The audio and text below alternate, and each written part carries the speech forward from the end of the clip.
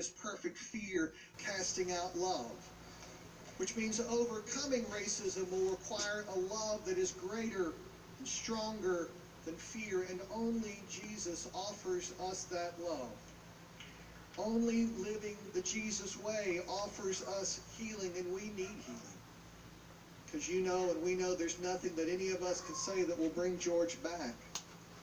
So we came to say today that we grieve with you, and that your grief has awakened the conscience of the nation. Because we're here in God's house and in his church, because we believe in the risen Lord Christ, we grieve in resurrection hope. A hope that promises not just a reunion someday, but a restoration this day. We grieve in restoration and resurrection hope that God is at work in our nation, rending hearts and changing minds and bending the moral arc of the universe toward justice. And I hope you know that everyone would have understood if you said, we don't need to hear from any white people today.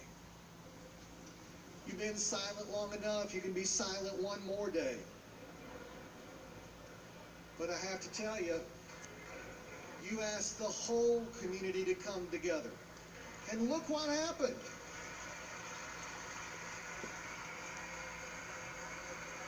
You have chosen the path of love, the path of perfect love that casts out fear.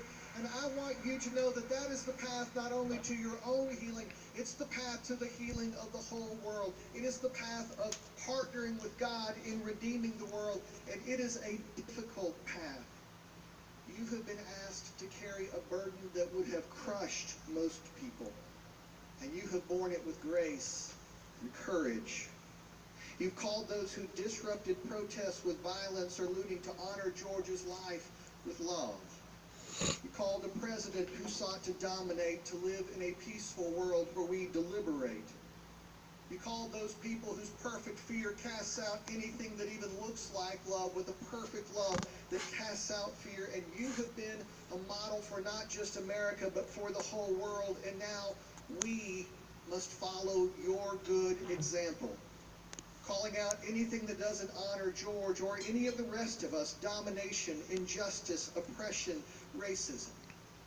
Stephen Kleinberg, the eminent sociologist at Rice University, has taught us that Houston, Texas is the most diverse city in America. Houston, Texas is ethnically and demographically today what America will be ethnically and demographically in the year 2050, which means we are the experiment in America for how races can get along. But unless and until we are willing to be as brave and as truthful as you have been, nothing will change. The experiment will not yield any new data. We will simply do over and over again what we have done over and over before until, as Fannie Lou Hamer said, we get sick and tired of being sick and tired. So it must be different this time. And I have to tell you, at my church, it is easy to not talk about racism. At my church, it is easy to dismiss as politics the economics of hundreds of years of systemic racism, but not talking and not acting is the path to destruction. And we can watch that on the news every night and ask if that's the future we want for ourselves. So could I just have the privilege, I'd like to say a word to white churches. We are better than we used to be, but we are not as good as we ought to be, and that is not good enough. Which means you have to take up the work of racial justice. Racism did not start in our lifetimes, but racism can end in our lifetime. But only if you ask and I ask, what am I going to do about it?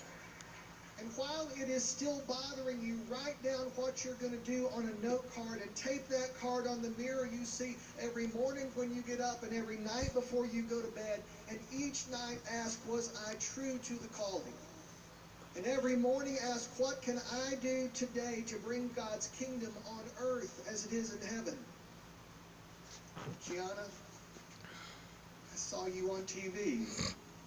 and a reporter asked you what was the best thing about your daddy, and you said, my daddy changed the world.